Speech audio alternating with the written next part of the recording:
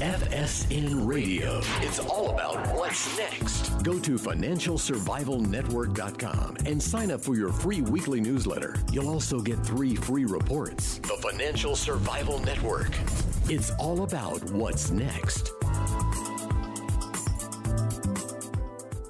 Welcome. You are listening to the Financial Survival Network. I'm Kerry Lutz, and the date is June 9th, 2017, and it's time for another Triple Lutz Report. This is episode 417. And by the way, didn't celebrate it officially, but the anniversary of the show, the 6th anniversary, was June 7th, 2017. I started doing this full-time in 2011, and I just want to say thanks to all of you out there, all of you who've stuck with me throughout the years. You trolls out there, thank you for that. I really appreciate your being with us. I appreciate your interest, and keep the emails coming. The email address kl@kerrylutz.com, kl@kerrylutz.com. By the way, if you missed the roundtable from the other night, we had gentleman, the VP of Business Development from SSRI, that's Silver Standards Resources. They're in the process of renaming the company at some point because now they produce a lot more gold than silver. Johnny was on with us, Campbell McCrary from OM Partners. We had Andy Schechtman from Miles Franklin talking about bullion and about their offshore storage. And we also had myself talking about Bitcoin and a potential bust coming up, which is a really good opportunity for me to segue into this. I mean, what can you say about Bitcoin and the other cryptocurrencies such as Ethereum and Litecoin? They've gone parabolic or exponential. And if you listen to the experts, they're heading to the moon. And you just have to look at the charts to know that you've heard this story before. It always happens. And of course, this time is different. Bitcoin, is the people's currency. It's free of country, free of central banks. What could possibly go wrong? And there's an underlying premise that countries and their central banks are powerless to stop Bitcoin and cryptos from becoming the dominant forms of currency throughout the world. I mean, after all, if it's what the people want, the people will have it, right?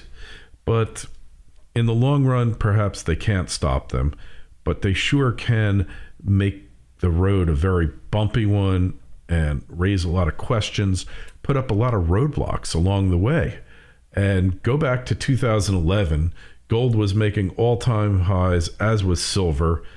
It was just the natural, unmanipulated result of people losing faith in their government fiat currency around the world. But what happened? And when a market goes parabolic, it will eventually crash. You can't know when, you can't know how long it's going to take, but crash it will, just like gold and silver did. And to date, neither of them has gotten close to their prior crash highs. And hopefully we're at a point now where they're going to. I believe they will eventually come back and come back big. No question about it. But so far, it hasn't been the case. And watching this unfold firsthand, one lesson that I take away from it is that one should get out while the getting is good, or at least take some profits. I mean, if you're up 12, 13 times on Bitcoin, what if you sold half your position or a third of it? You'd be so far ahead, it's worth doing. All right. When a market goes parabolic, it's eventually going to crash. That's all it comes down to. So, hey, take your profit, and then whatever you have left is what you call a free ride or a free trade. And if it goes up to 100,000 and you've got 10 Bitcoins instead of 30, so you'll have $1 million instead of 3 million.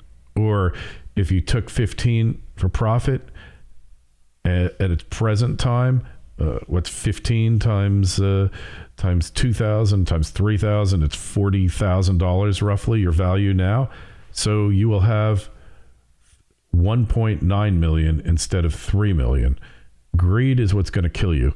And I think to better understand what's happening, we need to understand what money really is. There's 7 basic elements of money. Number 1, store of value. Number 2, portability. I can move it around. I can go to a store, or I can go to a peddler on the street, pull out some of my fiat currency, he takes it. Divisibility, easily divided. I give you a $100 bill for a $50. I give you a $100 note for a $50 bill at a restaurant, and you give me back $50. Medium of exchange. All right. Really, really important one. And that is that it's accepted universally or near universally. Durability means it can't be destroyed. Paper currency, well, we'll get into that later. Number 6, rarity. And number 7, uniformity. So let's compare the dollar to Bitcoin. Is the dollar a store of value? Well, currently the answer is resoundingly yes. Before 1971, when the greenback was actually backed by gold and was as good as gold, the answer was a resounding yes. Now its value rests upon 2 major things: the government's mandate that it is legal tender for all debts, both public and private, and the public/world's confidence in it as a medium of exchange. If that confidence were to disappear, so would its value. So its value is directly based upon its confidence, the acceptance of the public as a medium of exchange and a store of value. You see what happens in countries like Venezuela. It's still a medium of exchange there. Their local peso, whatever they're using, real, I don't remember. But what's happened is it's still a medium of exchange, but the confidence is gone as far as it being a store of value, and then it's losing its value monumentally fast. And so those things are important. Obviously the dollar, it's got portability, divisibility, durability, rarity, and uniformity. All dollars are created equal. They are portable and divisible into cents, etc. They're relatively rare. They don't grow on trees yet. Paper dollars are somewhat durable. Digital dollars are subject to network risk. So now let's take a look at Bitcoin. So far, they're a store of value because the confidence is there and building. They have limited use as a medium of exchange, but that too is growing as its popularity and acceptance increases. It is portable, divisible, durable, rare, and uniform as long as you have access to a computer, tablet, or smartphone. If we had a global computer failure, there wouldn't be much durability. Of course, people will tell you can always print them out, but you still need a computer to effectuate a transaction. Central banks and governments have a number of ways to combat the inevitable transition to cryptocurrencies that aren't in their control. They can get governments to ban them as a medium of exchange. They can crack down on domestic exchanges the way that China has done. Internationally, governments can enact treaties and unify against these threatening currencies. Governments, central banks can create their own cryptos, of course. And finally, they can engage in PSYOPs, which is military speak for psychological operations, to undermine the public's confidence in the security and value of these newly found currency units. And that, I submit to you, is what's happening right now. If we accept that the precious metal markets have been subject to widespread manipulation from the early 2000s to current day, we have a framework to understand how the cryptocurrency PSYOP will be executed. Remember when gold hit its all-time high of $1,921.50? That was an intraday high, not a daily or weekly. Shortly thereafter, it began its long-term decline, arguably as a result of manipulation. So the powers that be manipulated them up and then crashed them. All right. When they realized they couldn't stop gold and silver from going up anymore, They joined the bandwagon and pushed it up to a technically vulnerable point, and then the big sell-off occurred. Look, if you accept and if you believe that gold can be manipulated down, then you have to believe that gold can be manipulated up as well. It's pure axiomatic. If you can manipulate it going down, you can manipulate it going up as well. So that's what we're having here, I believe, these psyops. And the net result is that most of the globe doesn't believe that precious metals are a store of value and an insurance policy against the possibility of the downfall of fiat currency, because the volatility of gold and its loss of value in terms of fiat currencies in the U.S. primarily, but around the world it did occur. I accept that because the dollar has gone up so much that gold in other currencies like euros and yuan and rubles has gone to near record highs or record highs. But in the dollar, it's nowhere near its record high. So I think this is what's going to occur here. The argument is that the very same thing is happening or about to happen with the cryptos. First, understand that the crypto coin market is a market. It's driven by the forces of supply and demand. And I might also add fear and greed. Wherever there is a market, it is subject to the possibility of manipulation.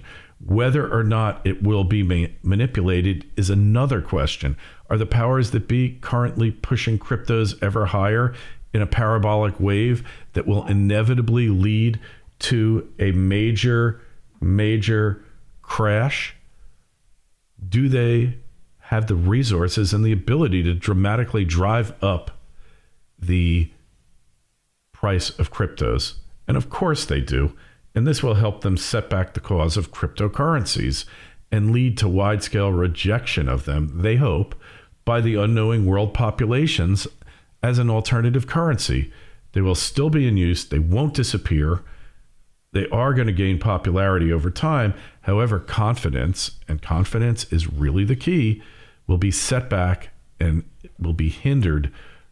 It'll hinder worldwide adoption and use.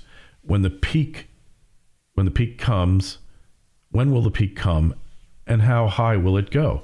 And no one can predict this, only that the higher and faster it goes, the faster and more violent it will crash when that fateful day arrives. A word about initial coin offerings, ICOs. Companies are issuing their own cryptocurrencies, and they're raising millions of dollars outside the SEC required filings. And to this untrained retired attorney, this clearly appears to be wholesale violation of federal and state security laws. Calling something a currency doesn't automatically exempt it as a security. However, the powers that be will allow this to continue and even encourage it by silence from the regulatory bodies. But once the inevitable crypto crash occurs, once it happens, they will come down on these offerings like a ton of bricks, an action that will further crash the cryptos. The only way cryptos won't crash is if this time is really different. That would mean that there's a systemic financial crash on the horizon, far worse than 08-09, that decimates all fiat currencies and leaves only cryptos standing. Perhaps, this might be inevitable and it might be just around the corner, but then again, maybe it's not inevitable, or at the very least, a long ways off in the future. We don't know the future. And this is by no means a condemnation or a suggestion not to learn about cryptocurrencies and even to buy them. It's more an admonition that this time will turn out to be no different than all the others. Hyperbolic markets always crash. And I should say exponential, because hyperbolic is the other side of the rise. It's a parabol shape. So it goes up and it comes down. Remember, you can never lose money taking a profit. Don't get greedy, but always buy insurance. And that's my advice to you. It's so important that we learn the lessons of the past, but if this time is indeed different than all the others, doesn't hurt to have some Bitcoin. The others, I just don't see the acceptance of them. I don't know of stores of Overstock.com or Apple or anyone else accepting Ethereum or Litecoin, but maybe they'll gain acceptance. I'm not sure. I only think there's room for one cryptocurrency, my honest opinion. All the others will be derivatives of Bitcoin, one way or the other. That's it for this story. Hey, more questions, comments? KL@KerryLutz.com. KL@KerryLutz.com. Hey, so Obamacare, disaster, rising premiums, lower, higher deductibles, higher copays, all that great stuff. New York was one place where it was a success somewhat because the cost of health insurance was already so high. The health insurers have requested a 47% increase for Obamacare policies for next year. The average proposed increase for individual policies for 18 is 16.6%. That's what the state said. But some consumers are going to get whacked with much higher increases. There's one called Health Now New York, 47%. United Healthcare, 38%. Care Connect, 30%. Emblem Health HIP, well, you can just imagine, 25%. It goes on and on and on. You can't ignore fundamental economic principles and expect that everything is going to turn out fine. It doesn't work that way. It never has. It never will. So we got Comey today. He's testifying before the Congress, before the Senate hearing, and he says that Trump is a liar, pants on fire. I totally do not trust this guy. He's been a fixer for the Clintons since Bill Clinton sold a pardon to Mark Rich. Purportedly sold one, allegedly, whatever you want to say. Doesn't matter. He's upset because the administration chose to defame me and, more importantly, the FBI by saying that the organization was in disarray, that it was poorly led, that the workforce had lost confidence in its leader. Those were lies, plain and simple, Comey said. And look, the guy was ethically challenged. It's very reasonable for a president to request loyalty from those who serve in his administration. And if the guy says, I can't be loyal to you, or I will be loyal to you while upholding the law, fine. You can't ask for any more than that. Comey admitted Trump never asked him to drop the federal probe, but said he interpreted the president's request in which he said he hoped Comey would drop the matter to mean that's what Trump wanted. He took it as a direction, but he didn't report it to the Justice Department. He didn't do anything. And why does the guy take such copious notes when he has a meeting with Trump, but in 3 hours of Hillary's interrogation, no notes were taken? He never took notes when he met with Obama. I mean, the guy is what he is. And you know that. You just have to look at him and you know the FBI is not a distinguished law enforcement organization. How could anyone think this? I mean, you had J. Edgar Hoover. He basically had a file on everybody. I mean, really evil, venal guy. He was anti-communist, so that makes him a good thing. My old home city of New York, they're having the Puerto Rican Day Parade. They want to honor this guy, a convicted terrorist, Oscar Lopez Rivera. This has led to all sorts of companies pulling out, people pulling out of it. You know, it's a joke. It's a joke. Really, really a joke. But so much of this stuff is. Anyways, New York City has become one joke. The Lower East Side, Hell Square, is now an alarming hotbed for crime, rapes, you name it. Everything is out of control in this city. I will be shocked if de Blasio actually gets reelected, but stranger things have happened here, right? stranger things have happened and continue to happen. So just getting back to the Trump investigations, the ridiculousness, these crazy snowflake lefties believe that he's actually going to be impeached. This is never going to happen. It's an impossibility. It's just ridiculous. And to think that it could happen is just an act of total illogic, of madness. It's just not going to. The powers that be hate his guts. There's no question about that. And they will hate him forever and do everything they can to undermine him. But the fact is, impeachment, I just can't see it happening. I will be shocked if anything near that comes, whether it's going to matter or not, whether it matters who's president, I'm not sure. I've always said that Trump isn't going to be judged by the policies he tries to effectuate and by his programs. It's just not going to be the way his administration is judged. There are so many black swans circling the carcass of the United States and the world economic system. I just don't see what's going to stop it. Something is going to give. When it does give, it's going to be a disaster, and Trump will be there leading the charge against it, embracing it. I don't know what exactly he's going to do, but that is how his administration is going to be judged. Mark my words. Anyways, questions, comments, email me, kl@kerrylutz.com. Our Twitter feed is @KerryLutz, and our Facebook page is Financial Survival Network. By the way, feel free to subscribe to the show. It's a real simple procedure to do it. If you got the iTunes program on your system now, all you got to do is go to the iTunes store, type in Kerry Lutz, and type in Financial Survival Network, either one of those, and then click the button that says subscribe, and it's that easy. So, hey, it's been great here. It's been a great 7 years. Oh, I'm sorry, a great 6 years. It's been a great 6 years. I've loved every minute of it. I'm going to love the next 6 years even more.